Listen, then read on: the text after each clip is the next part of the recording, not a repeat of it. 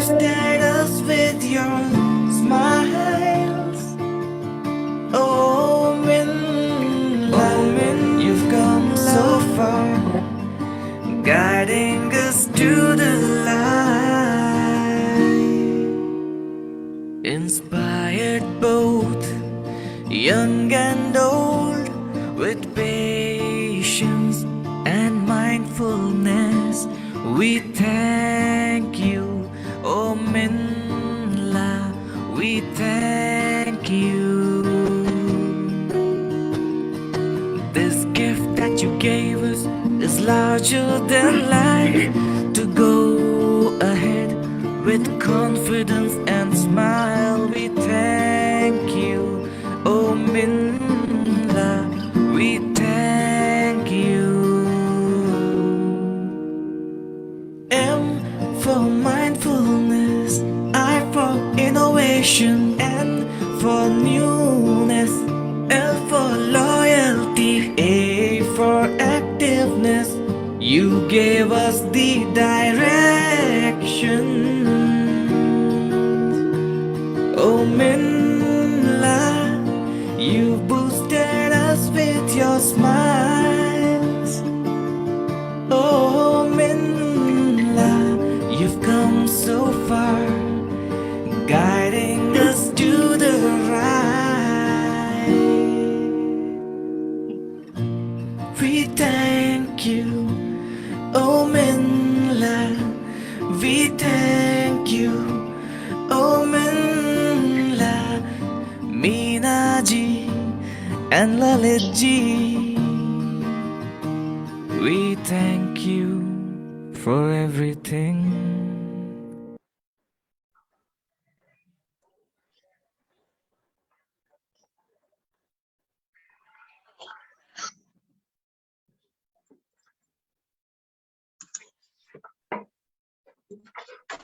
A global namaste to you, a good afternoon, a good morning, or a very good evening to whichever part of the world you're joining us from.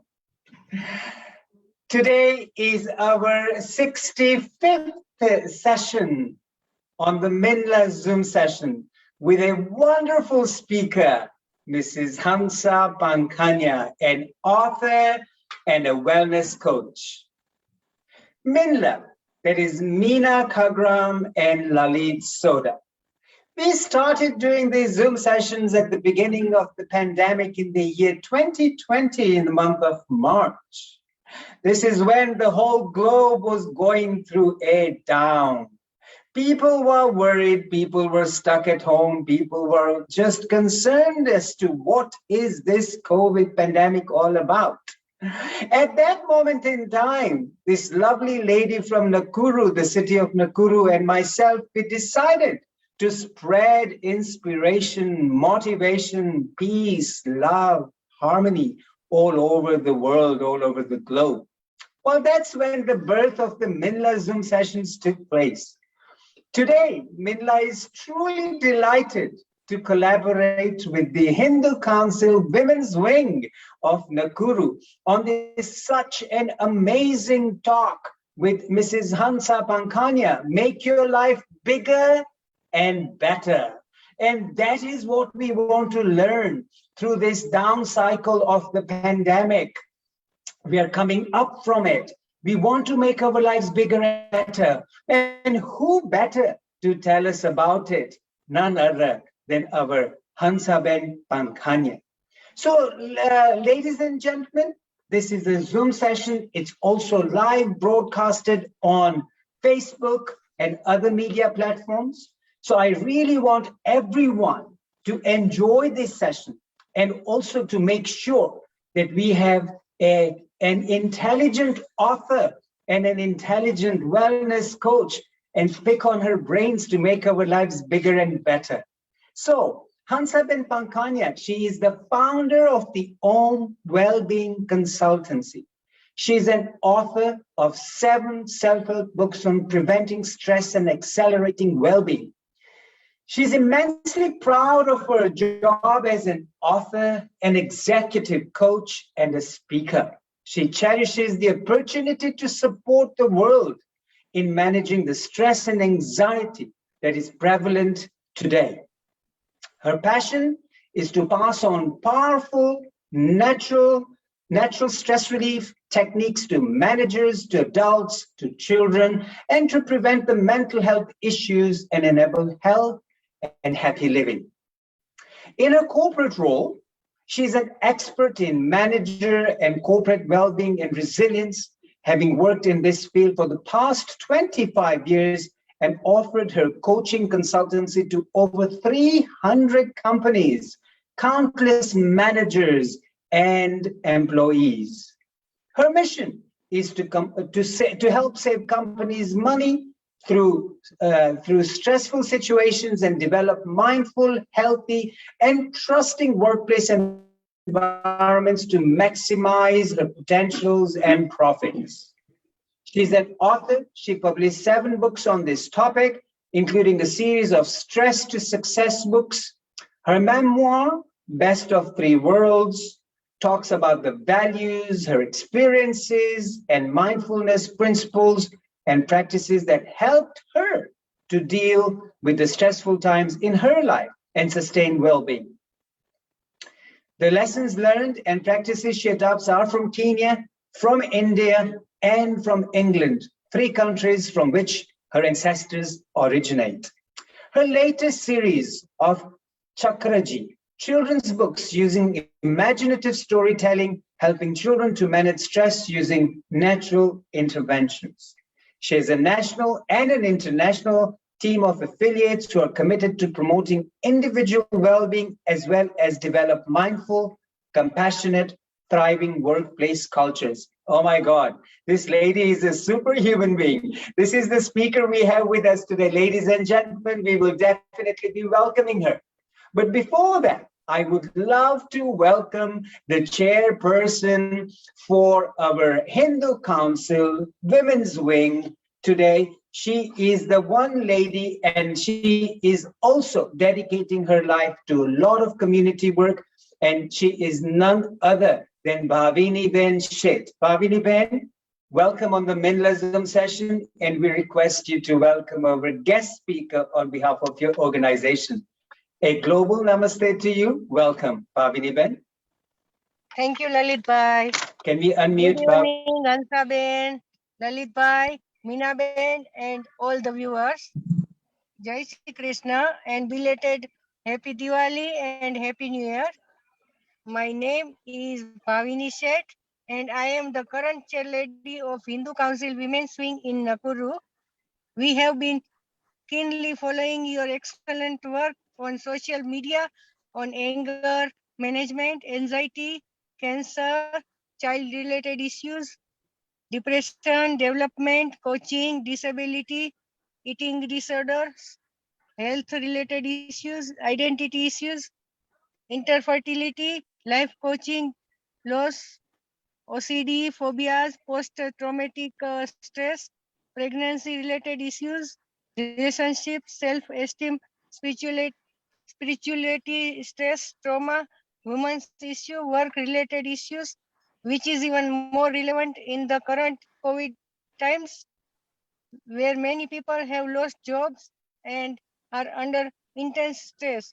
We acknowledge that you have published 7 books on the above topics where we have found the simple, powerful techniques that help us to live a stress-free life, healthy and a successful life at work and at home. As a bonus, we have also learned on corporate intervention that have increased performance and productivity in our businesses.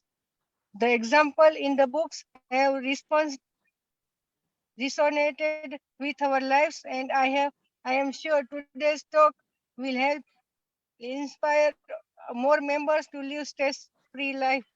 Jai Shri Krishna from all of us in Nakuru, and we hope to meet you one day in our Pink City, Flamingo City, Nakuru. Thank you. Over to you, Lalit Bhai. Thank you very much, Bhavini Ben. That was a wonderful welcome. Hansa Ben, our Zoom session doesn't go ahead And I would love to say this to the audience too. The Zoom session doesn't go ahead till our, who I would say the founder, the principal, the lady, the super lady doesn't give us a kickstart. She is none other than Meena Ben Khagram from Nakuru, who is a truly inspiring woman at her tender age of only 75. She is globally roaming virtue around the globe, entertaining people with her talks, all the good deeds that she does. So Meena Ben, I request you to come on the floor and have a traditional welcome for our guest speaker today. Meena Ben. Hansa Ben, Totoya Kirthika, Totoya Kenya. So is Lalit Bhai from Kisumu and Bhamini from Nakuru as well. So today we are all from Kenya. I'm so happy to see you. Hansa Ben, this is a tilak for you. Yeah, can you see? Yes, thank you. And Chokha. Oh, please, you are very well welcome here. And we are also very thankful and very proud of you. This is for you.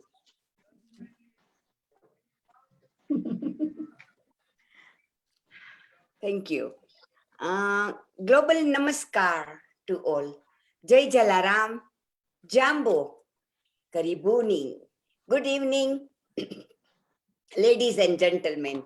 Welcome to the Flamingo city of Nakuru, where Lake Nakuru is famous for wildlife and flamingos. Nakuru County is the one where world-famous fastest runners like Eliud Kipchoge and Faith are born. We have very old Hyrex Museum and world-famous crater too. Nakuru is the fastest progressing city in the world. My cute cousin, Dr. Lalit, and myself, MINLA Zoom, are super excited to welcome you all here on Zoom session and on Facebook Live. Welcome, Mrs. Bhavini Sheth, Chairman, Hindu Council, Women's Week, and Secretary, Mrs. Dharmishta Ben Mansuria, and members. Most you welcome to our Totoya Thika, Hansa Ben Pankhania. Can't wait to listen to you. So happy to see you, Hansa Ben. Namaste, everybody, and a good afternoon. And Jambo. I have to introduce to you my cute cousin. Bibi Nabwana. Let me introduce to you our backbone of this session, MC, Mr. Dr. Lalit Sozda. He is a professional speaker, chiropractor, and author. He is a recipient of many awards, and recently he's been awarded Marwa Journalist Award. Over to you, Lalit Bhai. Thank you, Meena Ben. Thank you very much. Hansa Ben, we are really, really excited on having you on our Zoom session. I will let you say a few words before we engage into the topic of today, making your life bigger and better. So let me give the floor to you to say a few words about the session and about yourself, and then we'll engage into a good question-answer session. Over to you, Hansa Ben. Firstly, namaste to everybody and good afternoon, and Jambo, Sat Sri Akal, and to everybody who's listening. I'm absolutely overwhelmed by the welcome. I really wasn't expecting such a warm and loving welcome, and the traditional aspect of it as well. So I'm kind of just trying to come down a few knots to engage with you all of you. So completely overwhelmed by the welcome. Thank you so much. Very welcome. Very welcome. I'm very excited and delighted to be here on your platform. Thank you. Welcome on board. We also are today currently joined by a very great personality in the business industry, Mr. Manubhai Chandaria. I think I can see him on screen. So again, a big welcome to him too. And Hansa Ben, we have heard so much about you. We have read about you. People know you in many, many different capacities. And knowing you as an author, as a well-being coach, is your professional side. But you're also a mother and a grandmother. So these are amazing hats that you're wearing all at one go. So we would love to hear a little bit about your history. Tell us, how did this name Hansa Pankhania come up to this author, to this well-being coach? Give us a little description of your journey, where it started and how it got to you where you are. Right, okay. So as some of you already know, I was born in Thika in Kenya, and I came to the UK at the age of 16, 17. Then I met my husband, so I got married very quickly and didn't go to university at that stage.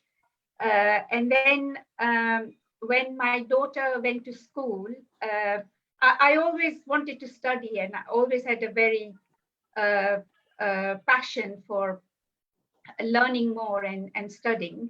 So after my daughter went to school, I went to university, and I studied counseling psychology. And then for my thesis, I did stress management for my research. And so then I started to develop programs in stress management. I set up my private practice as a therapist. And then I started to travel the country and work with very top consultancies in the UK, delivering stress management, resilience, and well-being training to managers and companies across the country. And I did a little bit of international work as well in Europe and Ireland, those kind of places. And then in 2005, I set up my own consultancy, which is Own Wellbeing Consultancy. And we have about 20 associates who are across the country and some internationally in Europe and elsewhere, who go into companies and offer this training. They help managers to firstly deal with their stress and then help them to save lots of money, which is lost through stressful situations, and also about bringing compassion and kindness and spirituality into the business world. And obviously, we do this on a one-to-one level as well with individuals and managers. And then about 7 years ago, I started to write about what I was training and what I was imparting through my training and through my one-to-one work. And this is how the books came about. So my first book was about stories of the work that I had done and how people initially were very unhappy and stressed out and companies were struggling. And then through the story, I told the interventions that were made and how we were helping those individuals and those companies. So that was my first book. And then I carried on writing more books. And then my third book was my memoir, which is The Best of Three Worlds. This book came about because in the UK, I kept being asked the question. So whenever I went in a kind of white environment, people would ask me, so when did you come from India? So they assumed I was an economic migrant from India. So I would say, actually, no, I'm from Africa. So they say, oh, but why are you from Africa? Because you look very Indian. So I said, well, because Africa was an Indian colony. So, but why, why were you in Africa? So I said, oh, well, because India and Africa were Indian colonies, and my granddad came to Kenya. That's where I was born. And I realized that the general public in the UK and the world don't know this story.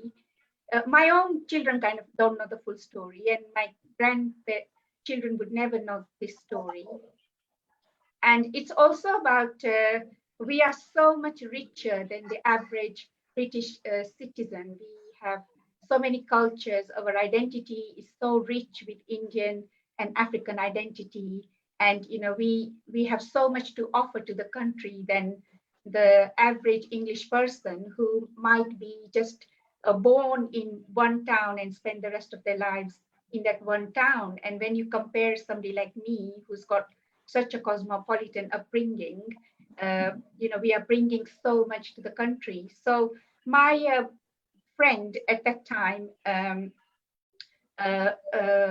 called Karen, and in the book she's called Jane, encouraged me to write this book because she said, you really need to tell these stories because there aren't these personal narratives of people who've grown up in the colonies, and who have such rich cultures about them. And, you are so comfortable with your three identities together. And you really must share with the world how you do this. So this is how my memoir, The Best of Three Worlds, came about. And then my children's books came about last year during the pandemic. I was very concerned about the rising levels of stress in children. And okay, Hansa, can I just stop you there? We would love to hear about each progression of your book, but if you bear with me, this particular memoir that you wrote about the three different continents. So just to get a little bit more on that particular note so that the global audience that we have, and a lot of them are probably in a very, very similar position to where you and I have come from, Indian origin, born in Africa, settled in England. So yes, we are all carrying these three continents within us. And not everybody has had a thought or has had a chance to do something like you have done. There are a few people, but this thought came to you by your friend suggesting it to you. But obviously you had to put the pen to paper. Sure, yes. Sure. So now this is something that was coming out of your own mind. You were penning it all the time. Just so that we get an idea, where did you learn to become an author? Or were you just one of those who knew what to write? And were you very good at what they used to call in our schools, write a composition? Or was that the true story? Or what was it that made you write all these things? Right. So I always loved writing. English literature was my best subject at school. I got the best mark in English literature. When I was in university, all my students would laugh at me because I used to love writing the assignments, and everybody hated writing the essays and the research. And I absolutely loved it. I loved the creative process where you gather the information together and you put it together into a cohesive piece of work, So I guess I didn't realize that I was kind of a salient writer within myself. I didn't realize that I could be a writer because I had those skills. But going back to writing my memoir, when my friend asked me to write it, I was a little bit apprehensive because the books I'd written before were very work orientated. And it was a different style of writing. So it was a very instructional style of writing. And the memoir was more about kind of descriptive style of writing. So I did say to my friend, I said, I don't think I can write this because, my style is very different and the kind of books I've written is very different. But you know something, once I started to write the book, I couldn't stop. It just came out, all the ideas, the thoughts, the feelings, they just literally just poured out. And all my other projects were put to the side because I could literally not stop writing this book, And I just, once I started, it just came out, And I had a very good editor who helped me to develop the descriptive style, and helped me with the areas that I was finding difficult. And I would say, I can categorically say that's the book that is my favorite out of all, and is the one that I really, really enjoyed writing. And I'll tell you later that I'm kind of planning on writing another similar book, but I'll tell you that a bit later. Sure. No, this is very interesting. You said you had, again, I'm just going to dive a little bit deeper into you becoming an author. You had an editor who helped you, but obviously you also need a publisher. So if one is wanting to become an author like yourself, you need an editor. First of all, you need the skills. Like for me, if I had to write 1 page of a composition, I was struggling at half a page, what more to write? So one, you've got to be a person who can write things. Brilliant. Then you have to find an editor who can help you with these things. And then you find a publisher. And then you find somebody who's going to publish it for you. Otherwise, you self-publicate it.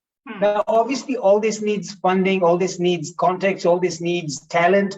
How did you start getting your editor, your publisher? How did all that work out? So it really kind of happened all organically. So for my first book, I had a very good team. I had a very good business manager for own wellbeing consultancy, and I had some very good friends. So my first few books were literally a collaboration between my business manager and a couple of my friends. And then they were self-published. And then as I grew my circle of editors and grew more comfortable within the publishing field, I got a traditional publisher for my Best of Three Worlds. And I had a big launch at the Institute of Directors in London, and the publishers did a big marketing stint for me at that time. So then it was traditionally published. And then when I did my children's books last year, I had tried self-publishing, I had tried partnership publishing, I had been self-published, and I decided to set up my own publishing house. So my children's books are published by Soham Publications, which is an imprint of Own Wellbeing Consultancy. Sure. So your little comment has already given me 3 questions that I want to ask you. Number 1 question. So when you started to find a publisher, you opened up your own publishing company to get your children's books done.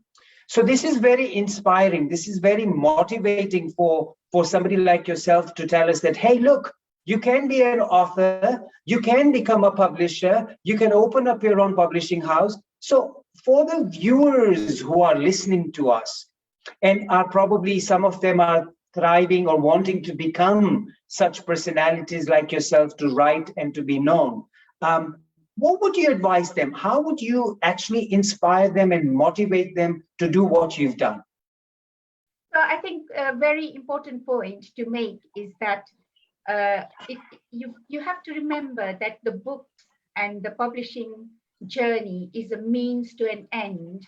And what underlies this, what's your passion, what the thing that drives you underneath engaging with this process. And for me, what drives me is to make a difference to the world. And in my experience, there are so many simple things you can integrate in your life that make a big difference to people. I have clients who are not aware that making a simple changes in their life can turn their life around to a much more positive, happier life. There are companies who don't realize that if they integrate a few little things into their corporate structures, that they can really enhance the happiness of the employees and their productivity and the profits. And there's still a lot of ignorance about these things in the world and with individuals. So what drives me is I want to pass this message. I want to reach out to as many people as I can in the world, and I want to pass this message. So basically, the books are a means to an end. So if I'm speaking, or if I'm training a group of 30 people, I'm reaching out to only 30 people. But if I have a book and I'm selling to thousands of people or millions of people, saying the same thing, I'm reaching out to a much wider audience. So I think the most important thing is about what your books are about and what they mean for you, and what are you trying to do about these books that you're writing. And if your core values and your mission about your message is very strong, then the books will just come about, by themselves. That's literally what happened for me, because one day I was just speaking to my business manager and I said, how can we reach out to more people, and he said, yeah, why don't you write some case studies and we turn it into a book? And and actually that's how it happened. But the main purpose was to reach out to more people and make a positive difference in people's lives. So that's a huge inspiring statement you are using, you wanting to make a difference in people's lives. And that is true. That is so true. And this is your author coming out of you, because that is what you want to do. Is everybody who picks up that book, you actually want to make a difference in their life by them reading your content. So that's a great inspiring way to look at spreading your message through, which is great. So you decided on your memoirs, and that came about on all the 3 different continents: your life, your struggles, your cherishing moments, and your moments of success and everything. So in terms of some of the challenges that you personally went through, which you describe in your books, would you like to share maybe a couple of them with the audience, that despite the challenges that you came through, you went ahead and did what you had to do? So what were those couple challenges that you would love to share with us? The most difficult challenges you went through? I think that the 2 main ones that stand to mind is about owning your own feelings and giving yourself the permission to express those feelings. Because I think in the Indian culture, the way I was brought up is, to be tolerant, sahan kar levanu, and my when I got married, my mom said, look after everybody else, and sahan kar levanu, tolerate everything, and actually it's not about that. It's about expressing how you are feeling and breaking those barriers and actually speaking out. So when I was at university, there was a big element of personal development on my course, and this helped me to acknowledge my own feelings and to express the feelings, especially that of anger.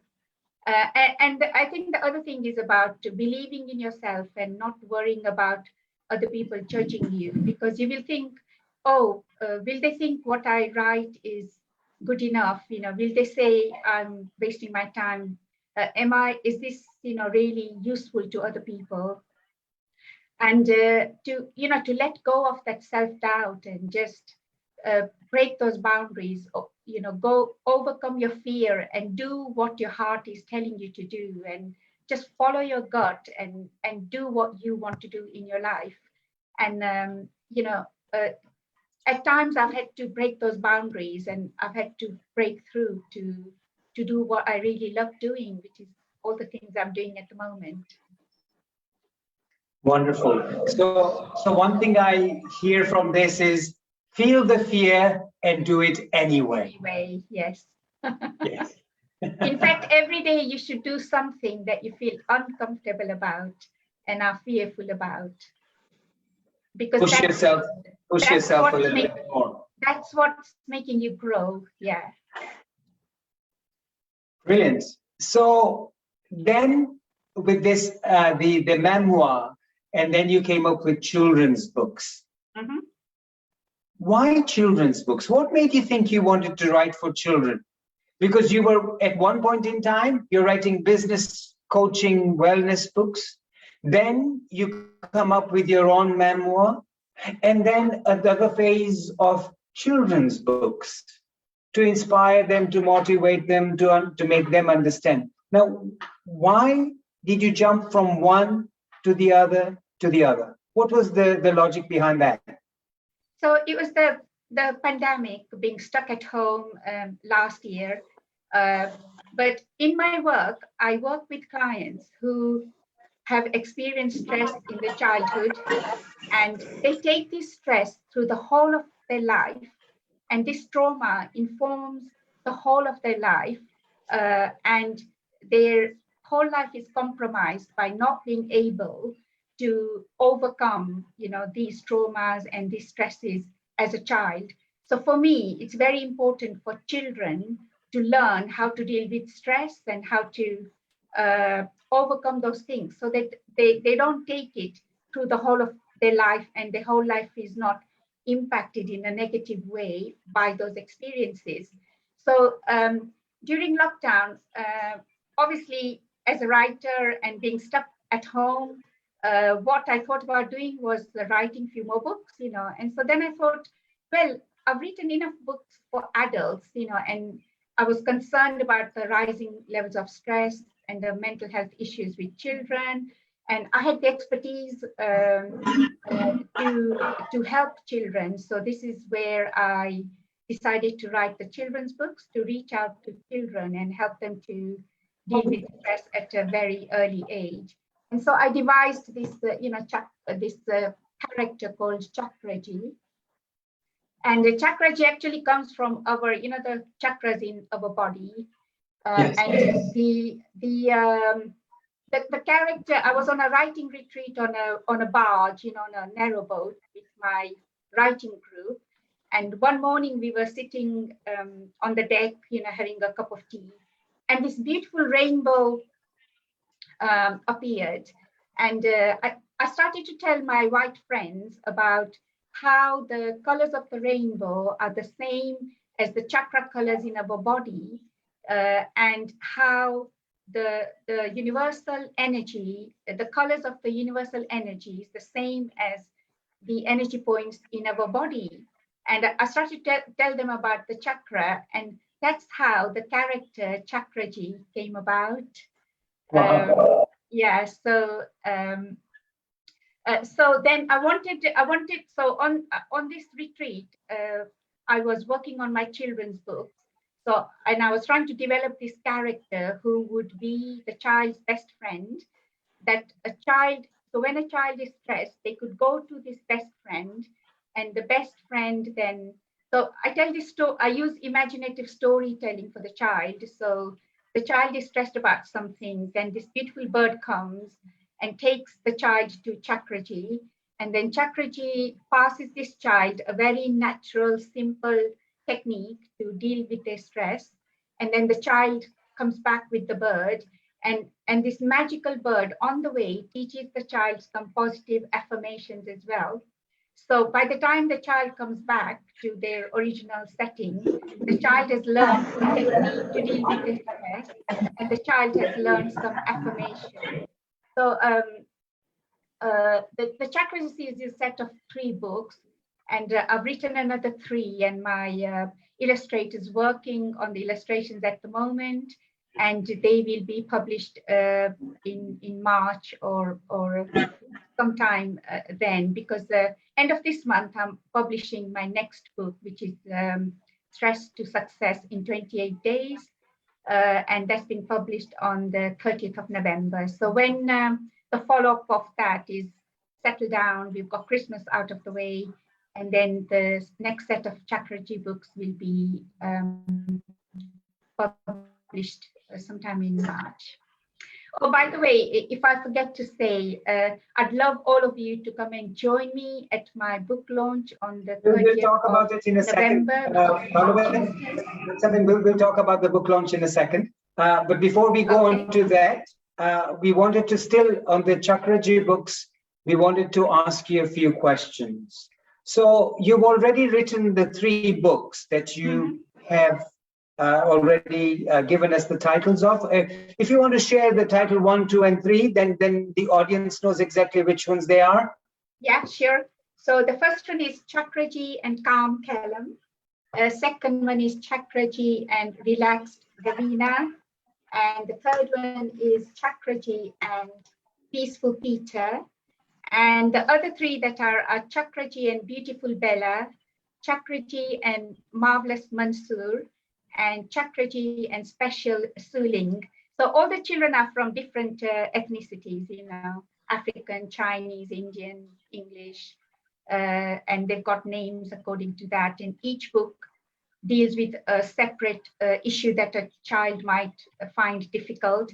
And each book has got a different technique that a child is passed, and different affirmations, and it's got different settings. So I've got settings of like the desert and the forest and all the different birds in there as well. So Yeah, I think this is amazing for the children to really grasp and read and understand. So what age category are we looking at for these Chakraji books? What age group are we looking at? They are primary school age. Okay, primary school age. And are these books available for schools locally in Kenya, or are they just available anywhere online and anybody can pick them up? Are they used as curriculum at all? So this is our plan from, because of COVID, we haven't been able to go into schools. So when the COVID restrictions lift from the new year, that's the plan, to go into schools and make them into school resources. But anyone, any bookshop that wants to buy the books to stock, you can buy them from Ingram's Park. If you give the name of the books, they can, and if people want to get in touch with me for the ISBN numbers, you can order the books from any distributor in the world. So Ingram's Park, Waterstones, all the big distributors have the book, and you can stock the book in your bookshops. That's excellent. Okay, so these titles of Chakraji, how are people getting aware of it? Is this something that you have marketed online only, or I mean, how is somebody in the corner of Australia is going to find out about Chakraji? So because the three books were launched in this year in April or March, and because of COVID, we haven't been able to go, we haven't been able to do any book signing at local bookshops or go into any schools. So we've been doing online marketing as best as we can, and we're going to step this up when the other three books are published as well. Because at the moment, I got busy with my Stress to Success in 28 days. Sure. So I think this is great. So currently we're hearing a lot about the Chakraji books online, but pretty soon we'll be hearing about it on many other marketing platforms. And that is how Chakraji is going to get very, very popular for you. Now, thank you for sharing that. And hopefully, Ansabin, by March 2022, you're saying the other three will be out. Is that correct? Yeah. Yeah, so good. It will be a set of 6 books, and it would be a great asset for anyone having children in the primary school years age to actually read and implement this wonderful work done by yourself. So thank you for sharing about the Chakraji books with us. Now I wanted to move on to your new book that you're doing, and you call it Stress to Success in 28 Days. Now, that's amazing. This is the book you're working on, and you're launching on the 30th of November. That's the one, yeah. Wow. Now, how did this come about, Stress to Success? Tell us about it. I've written other series in the Stress to Success series. This is another one to add to the series. So I've got Stress to Success stories. I've got From Stress to Success. I've got Stress to Success for managers and employees. And this is the next one in the Stress to Success series. So it's basically a 28-day program. It's not like a book that you read from cover to cover and then you put it aside. For 28 days, you just practice one small technique. It takes 2 to 3 minutes, And you don't need to make any extra time. It doesn't cost you anything. You can integrate it in a very busy routine, so it's that techniques that you can do while the kettle's boiling, or you're in the traffic jam, or you are out walking, or you are sitting at your desk. So these are like very techniques that are adaptable in your everyday lives and everyday routine. And so you learn one one day, then the next day you learn another one, and you do that for 28 days. And by the end of those 28 days, in your day, you have integrated 6 or 7 or 10 little things that you do in your normal day-to-day life. You don't need any extra time, and you don't need to spend any money. And having done that, it will change your life over. You will be stress-free, your energy levels will be brimming, you'll be a happy and healthy person, and you'll feel successful in everything you do, because you are in tune with your inherent being, and your creativity is absolutely oozing out of you, and you will your life will just turn around, completely turn around. Well, we really look forward to that book coming out, Stress to Success in 28 Days.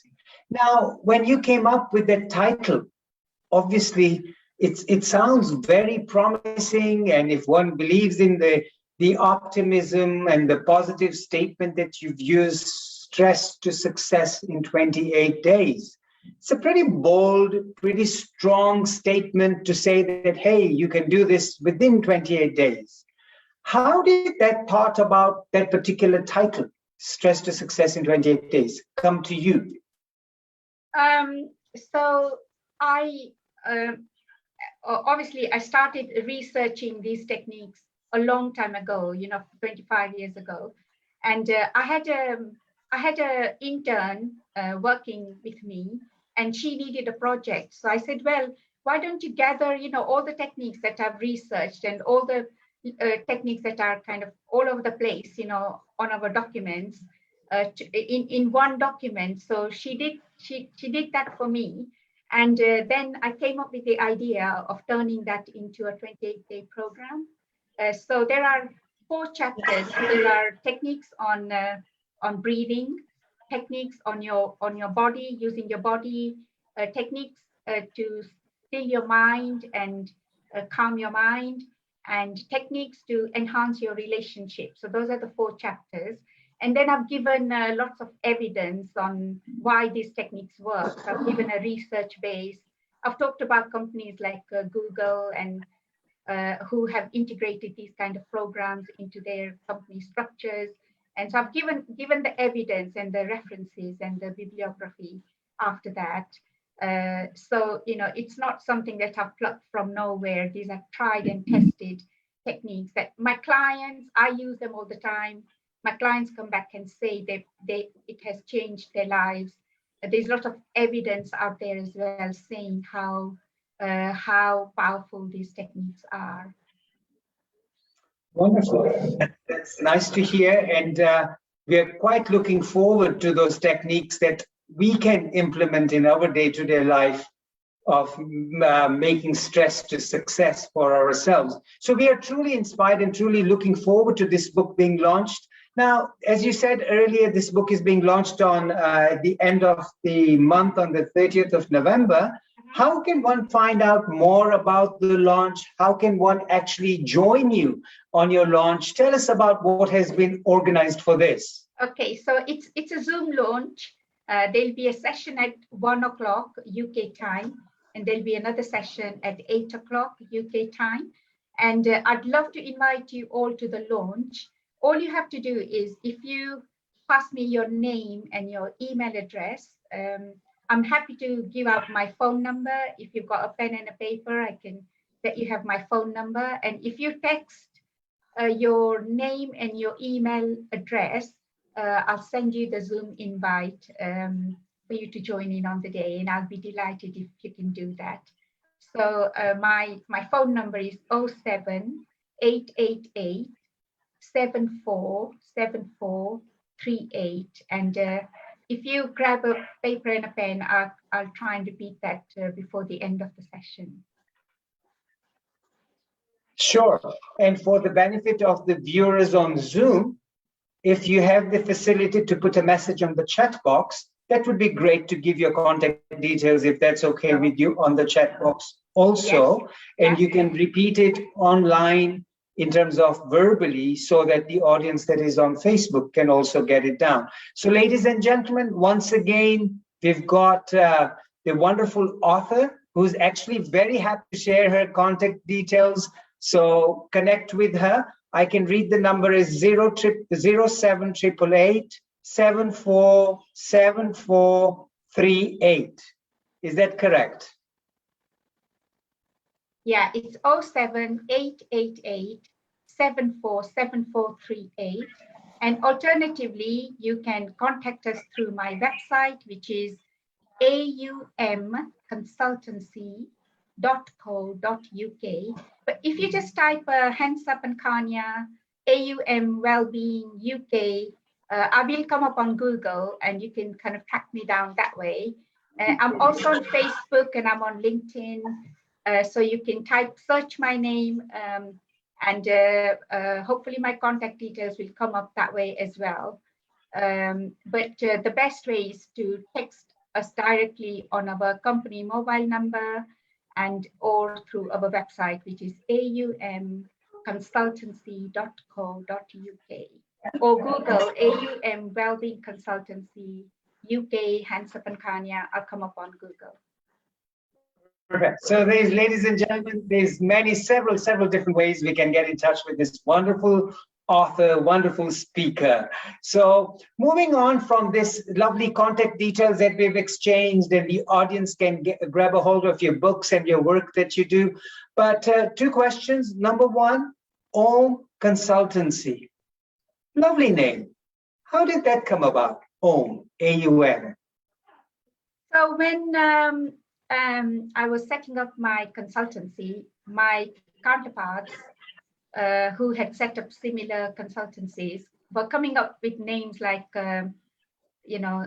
stress management company and well-being company and things like that. And because my USP, my unique selling point is that I integrate our Eastern Sanatan Dharma philosophy into my work. I wanted my company to have an Eastern identity. So like with most things, if there's a question in my mind and I want to answer to that, I ask that question and I meditate.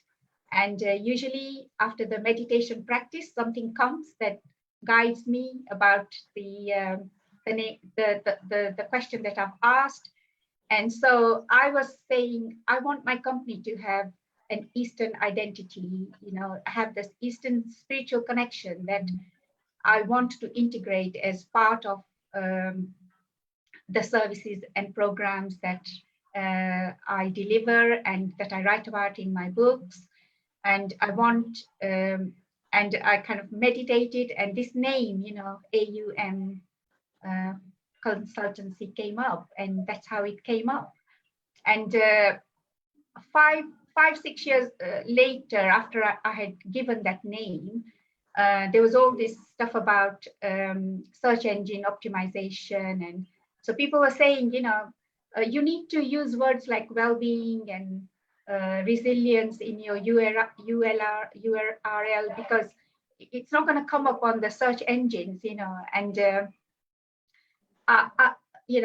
was one time when I thought, do I need to change the name, and again, like I meditated on this. And when I thought about changing the name, I got this sensation of like my hands and legs being cut off, and it was really uncomfortable. So,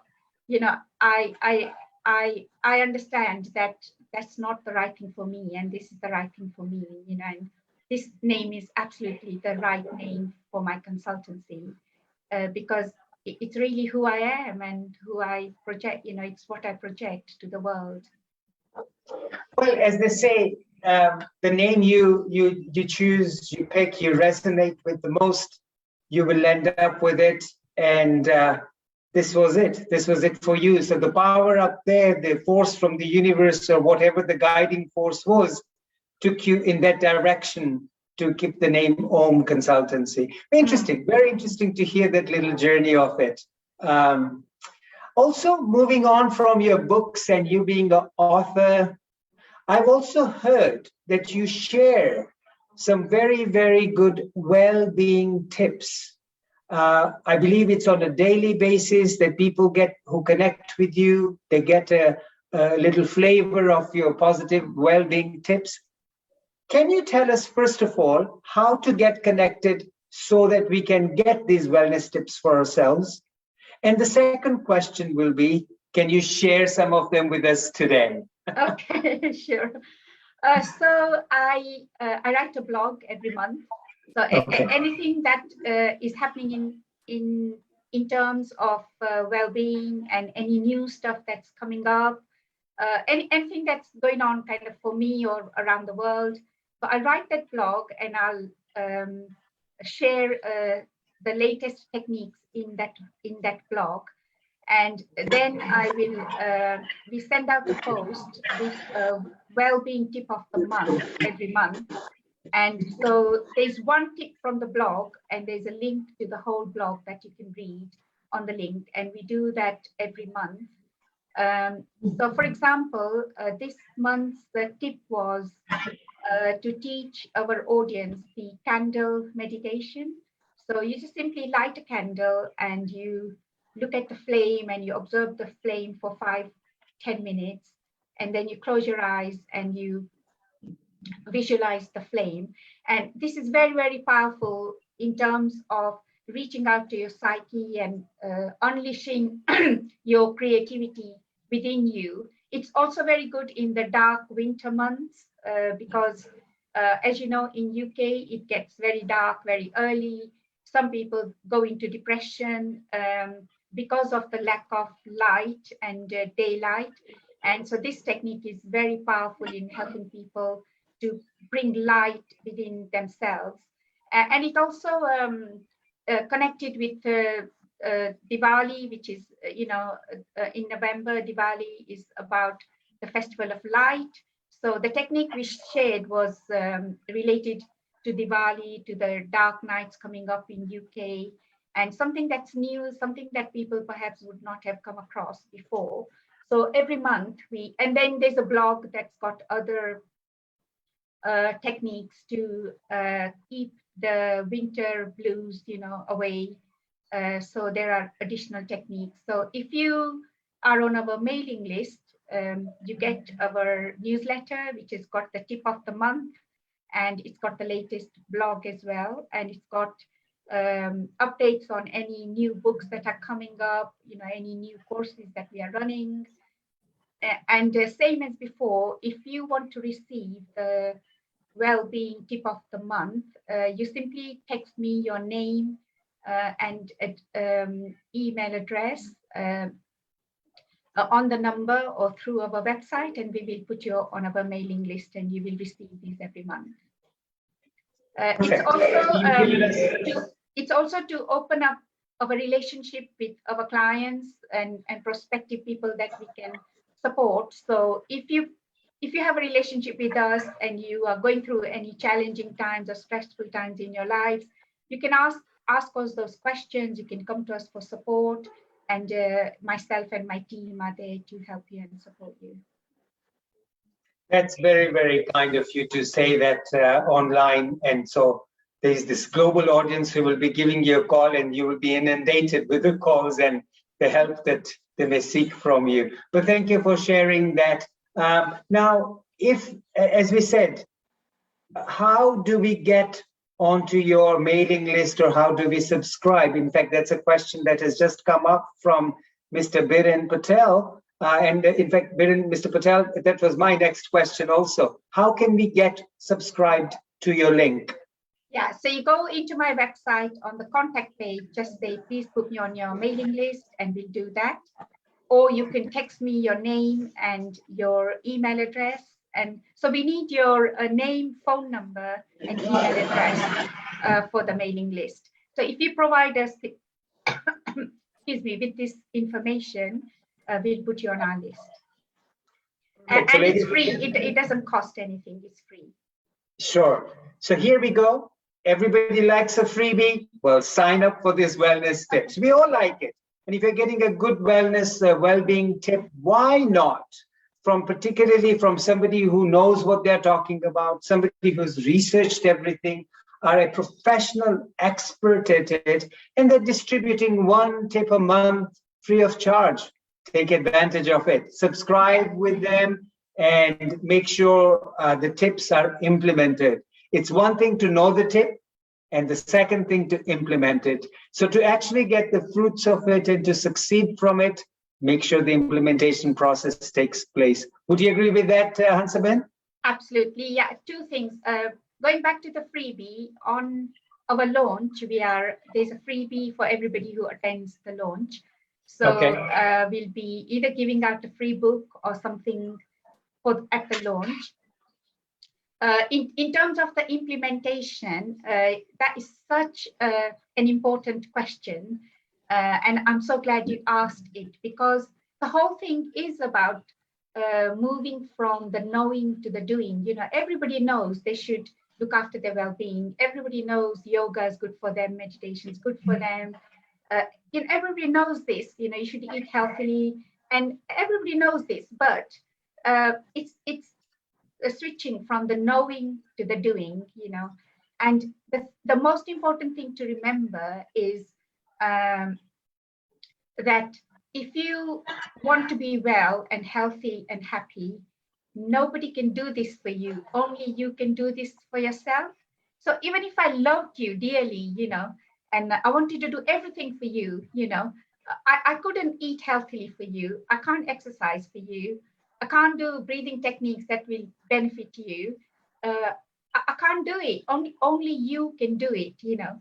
So it's worth remembering that if you want yourself to be well and happy, you're the one who has to make those changes, and you're the one who has to begin to implement those things one at a time. And also, like, don't take on too much, just take one step at a time, you know. So this is where my 28-day program is very helpful in my Stress to Success in 28 days, because you're not doing everything at once, you know, and you're not expecting yourself to do the turnaround overnight. You know, you're gradually building up to it, and you're doing one thing at a time. And it's only 2 to 3 minutes one day, another 2 to 3 minutes the next day, and you're gradually traveling that journey to well-being.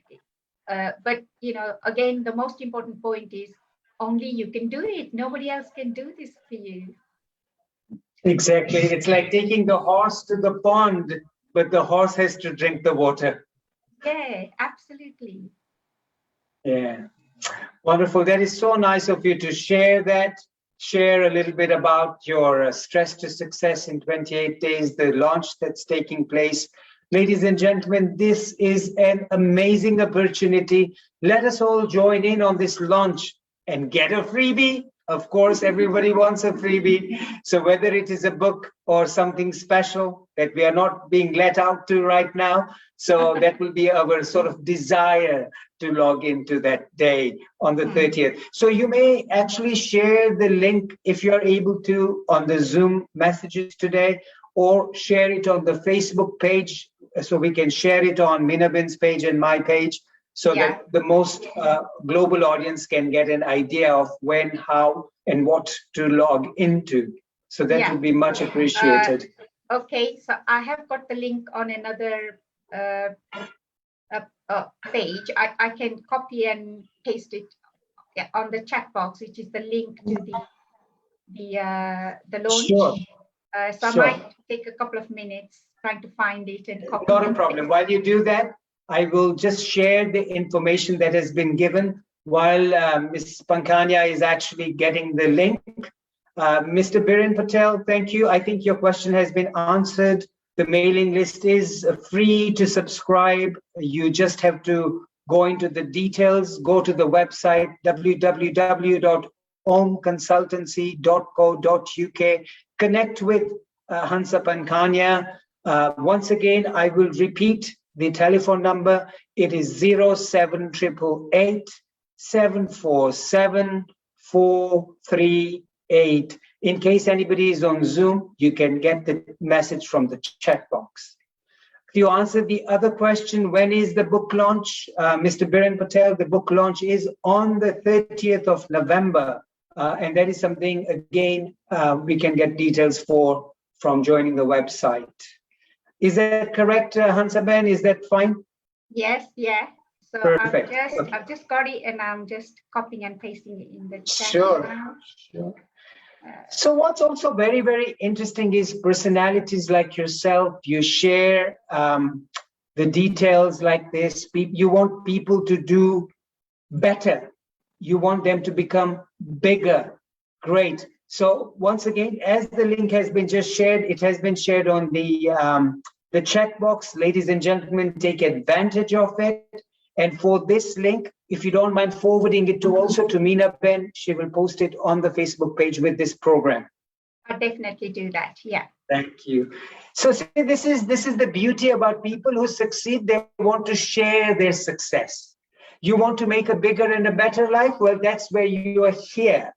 That's where we have this super awesome author with us, a speaker with us, who's sharing, who's giving.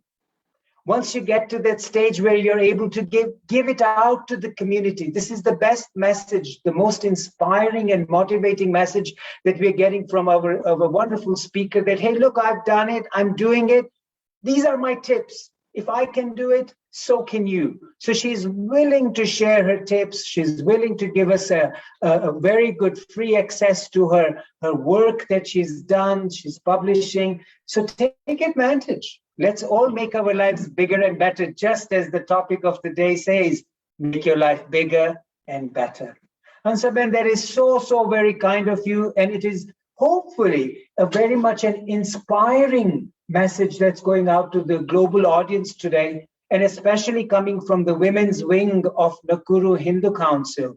I think this is so important, that the women entrepreneurship is vital in this day and age today, that women should be doing all these things. And here we are being supported by a wonderful organization. Now, women empowerment is a very big thing. Can you shed some light on women empowerment too? Yes, I think women have such a powerful energy. And I think all the women, we need to take responsibility for our own happiness and for making changes in this world, and to let go of your fear and do something that will help this world. You know, I believe that everybody's got something in them that will make a difference to another person. So don't keep it to yourself, you know, go out there and share it with the whole world. It might be very simple things, you know, like cooking a dish, or writing a book might be a very big thing, but it might be very simple things, you know, that will make a difference to somebody else's life. And like, don't be afraid, you know, don't worry about people judging you.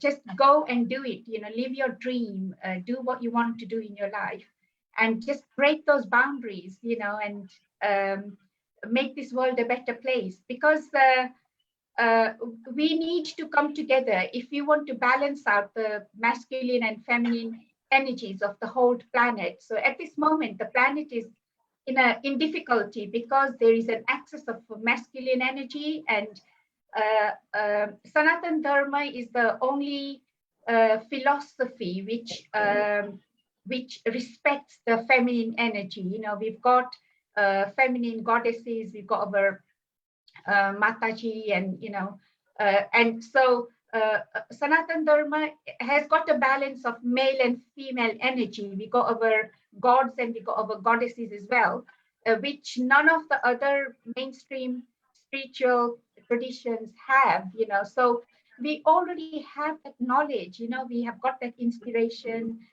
from all our, you know, feminine role models and goddesses, and just own it and just go out there and share it with the world. And you know, we can play a very fundamental role in balancing this male and female imbalance of energy in the world. You know, we need to assert our feminine power and feminine energy. And so don't keep it to yourself, please. Just go out there and share it with the world. Absolutely. And Hansaben, I'm going to share something with you whereby you said it's the Hindu Sanatan Dharma that's got the female goddesses and femininity has been given a prime importance. But if you look at it, the whole world loves Krishna. Who does Krishna love? Radha. Absolutely. Yes. So ultimately, it is the female that has the superpower. Mother Earth, again, it's referred to as Mother Earth, not Father Earth. So Yes, absolutely, women empowerment is strong. And ultimately, even according to the Hindu religion, Radhaji is the energy, the superior energy of Krishna. So you can tell that ultimately it is the feminine energy that is the stronger one. So women empowerment is certainly a very big, big thing. Wonderful. You know, this is so amazing. Talking to you has been absolutely a blessing. I have one final question for you. You telling us about all these books that you have written, 3 more books to come out, another one being launched in November. What are your other future book projects? I know, Mr. The children's books that you've got, the 3 volumes are coming, and the Stress to Success. Yeah. What is the next title? Is there a book ready for you? It's not ready, but I'm writing it at the moment. So the Stress to Success 28 Days is ready. It's being launched end of this month. The 3 Chakraji books are written. The illustrations are being done on at the moment. So that's over to my illustrator. And so I'm writing a sequel to the Best of 3 Worlds. So this is my memoir, The Best of 3 Worlds. So I've started to write a sequel to that. So I'm going to write a trilogy for the Best of Worlds trilogy. So the next one is being called Best of One World, which is about living sustainably. And so this is my journey of trying to live sustainably, same as I wrote about my journey in Best of 3 Worlds and having humanitarian values, you know, and sharing those values with the world. And in the Best of One World, I'm sharing my journey of trying to learn, live sustainably. And I'm talking about the challenges that we are facing, that I am facing to do that. And then I'm linking it with the political events and, you know, the global events. And so I went on a retreat about a month ago, and I made a start to that book. So that will be called Best of One World. And then the third one that makes the trilogy to Best of One World will be called Best of All Worlds. And this is about all the spiritual traditions coming together, you know, and all human beings living as one, you know. So if you bring together all the major religions, they have a common denominator of compassion and kindness, and, you know, also about the connection with the world and the earth, you know. And so it's about bringing all the similarities in all these traditions. So the trilogy eventually will be a Best of 3 Worlds, Best of One World, and Best of All Worlds. So I'm working on the Best of One World at the moment. Yeah. So in the new year, after the Stress to Success 28 Days is launched, we've done the follow-up. Then in the new year, I seriously put my head down and start writing that one. This is amazing. See, this is, ladies and gentlemen, the global audience listening to us today, this is what it is. Plan, plan, and plan. Plan ahead. Don't just do what is needed today. Plan in your head the future, because this is where we are all heading towards. And again, we get that so much from your personality that, hey, look, you're working, you work hard, but you also plan for the future. You just don't sit there and let it happen, because then it doesn't happen. You got to plan. Can I make one point on working Of course. hard, right? I think it's a myth that if you work hard, you will be successful. If you do what you love, you will be successful, because if you do what you love, it doesn't feel like work. It feels like you're doing something that you're enjoying, you know. If you working really hard and at the end of the day you feel tired and exhausted and you think, oh my God, like, why am I doing this, you know, then you're going in the wrong direction to success. But if you are doing something you love, and you know, you work for 10 hours a day, but you feel energized and happy at the end of the day, you know, then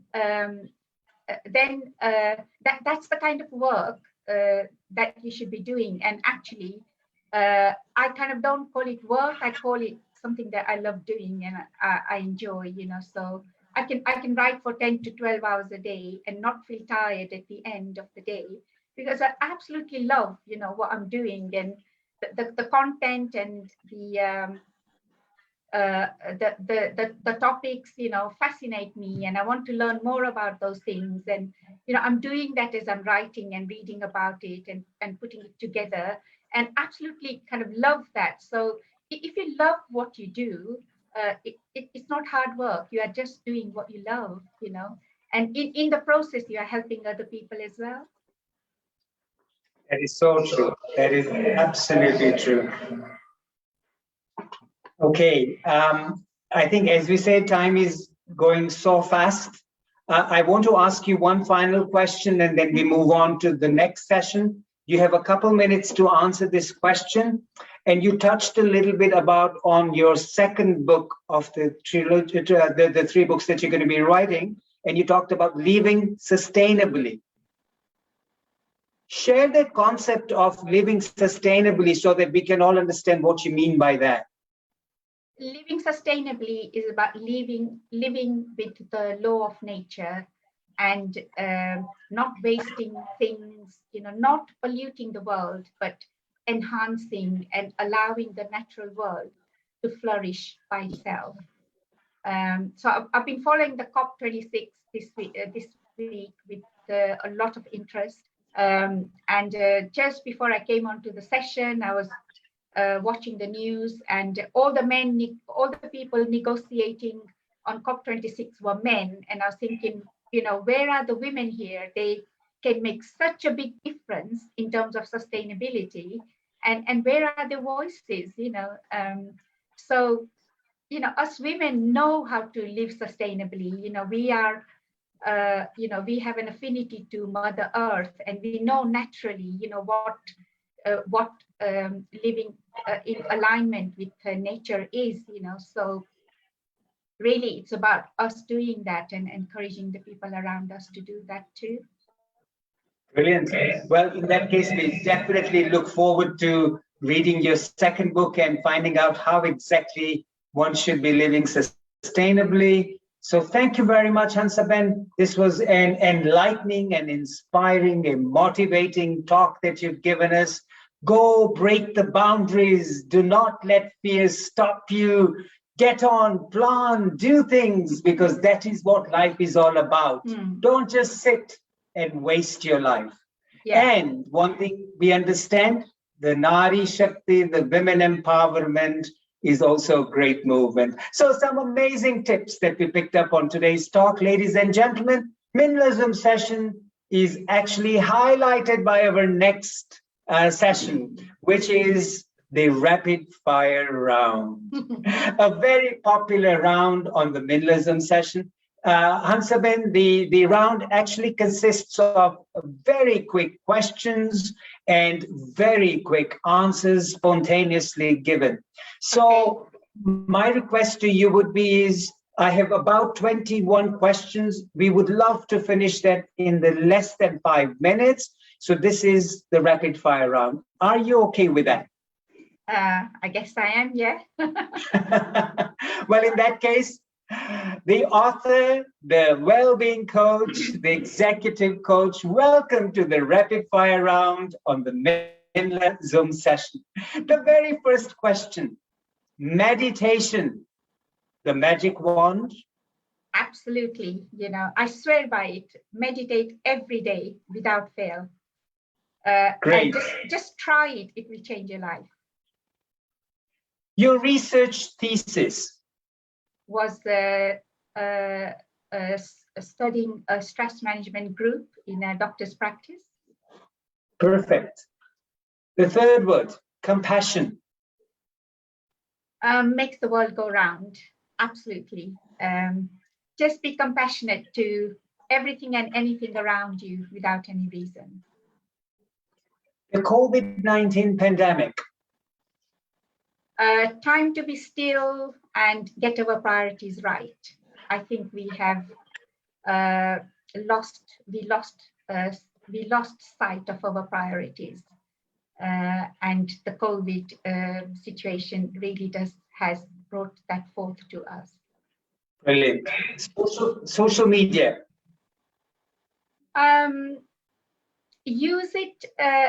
Use it well, but don't let it use you. I think that's what I would say. I like that. Use it, but don't let it use you. Wonderful. Stress management. You should empty your stress out of your body every day. Like you go to the toilet, you have to flush all those toxins out. So stress you can't see, but it's a toxin. You have to flush it out of your body every day, otherwise it will build up. Okay, health. Got to be your number one priority, because if you're not healthy, you can't help yourself, and you can't help anybody else. Digital technology. Digital technology. It's good. It again, use it to help you, but make sure it doesn't use you. If it wasn't for digital technology, I wouldn't be here in front of you, and I wouldn't have the opportunity to meet all you amazing people. Absolutely. Well-being. Again, make that your number one priority, because if you're not well, you can't help anything. And you'll have loads of money in your bank account, but if you're not well, it doesn't mean anything. Being an author. I absolutely love it, just absolutely love it. Just that's it. Just love it. Great. Stress to success in 28 days. You shouldn't be without this book. I promise you, it will change your life like it never has before. Thank you. Your favorite motivational speaker? Deepak Chopra. Good. So he very quickly, I set up my consultancy after I went to his center in California in 2004, and then I went there again a few years later to do another seminar. Okay, and we'll restrict this to just Deepak Chopra, because we need to move on to the because it's a rapid fire round. Sure, yeah. Define a good human being. Kindness and compassion, and for others and the world and the planet. Great. Define sustainability. Living in tune with nature. Treat every person, every insect, every tree, every animal as your brother and sister, because we are all brothers and sisters. We're all connected. Brilliant. The planet Earth. Treat it with respect, because it's the planet Earth that sustains us. Without that, we are nothing. Your ultimate goal. Just be happy and make others happy, and be well and help others to be well, and live their life of dreams like I'm living my life of dreams. Being a grandmother. Oh, I love it. That's my excuse to play and, just play. Brilliant. And being have fun. impatient. Beg your pardon? Being impatient. I've got 20 books in my head and I want to write them by tomorrow. Okay, the last word I'm going to use here is present time consciousness. Your breath, I think. Just observe your breath. Your breath is everything. It's consciousness. It's your life. It's everything. So just be aware of your breath all the time. Brilliant. Last but not the final question now, Dr. Lalit Soda's rapid fire round. Last question. Yeah, Dr. Lalit Soda's rapid fire round. What do you think about it? Oh, it was great. I really enjoyed it. Great fun. Thank you You put very me on the much. spot. You put me on the spot, but I really enjoyed it. You did very, very well. Thank you. I know it was the spontaneous answers and a quick answer, but you did very, very well. So thank you very much for participating on the MINLA Zoom session rapid fire round. Hansa Benda, thank you very much from myself, but we have our lovely lady, Dharmishta Manasuria, who is from the Hindu Council Women's Wing from Nakuru. She is the lady who is going to be giving you a vote of thanks for coming on board with us. And this is another wonderful lady giving her time to community service. Dharmishta Ben, welcome on the MINLA Zoom session. May I request you to do the vote of thanks? Yeah, thank you so much. આજના મુખ્ય મહેમાન Hansaben પાનખનિયા, host Minaben ખગરામ, MC Lalitbhai Sodha તથા આજની આ zoom મીટિંગમાં જોડાયેલ સભ્યો આપ સર્વને મારા જય શ્રી કૃષ્ણ. આજે હિન્દુ કાઉન્સિલ વિમન વિંગ્સ નકુરુ તરફથી તમારી જિંદગી સારી અને કેવી રીતે જીવી એના વિશે આજના સ્પીકર હંસાબેન પાનખણિયાએ આપણને ખૂબ જ સરસ રીતે પ્રવચન કરેલ છે. તો હું તેમનો ખૂબ જ આભાર વ્યક્ત કરું છું કે તેમણે તેમનો કિંમતી સમય કાઢી આજે આપણને સૌને ખૂબ સુંદર રીતે સમજાવેલ. તો તમારો ખૂબ ખૂબ આભાર. આ સમયે મીનાબેન ખગરામ તથા લલિતભાઈ સોઢા તેમનો પણ ખૂબ ખૂબ આભાર માનું છું.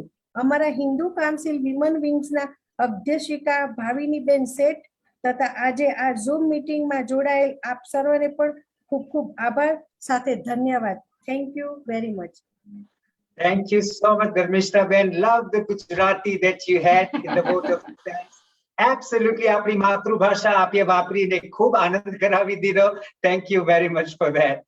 Meena Ben Khagram gives the final endorsement. Kya program ne apne have અહીંયા બંધ કરીએ. Meena Ben, તમને request કરું છું કે આપ આવી અને final MINLA તરફથી vote of thanks આપી દો. Thank you. Ladies and gentlemen, this is my pleasant and humble duty to end this session with the heartiest thank you. My big thank you to the Hindu Council Women's Week, Chair Lady Bhavini Sheth and Secretary Dharmishta Mansuria. These ladies not only hold meetings and activities, they help needy children every month and mothers too, especially during the COVID time. Congratulations to Hindu Council Women's Wing.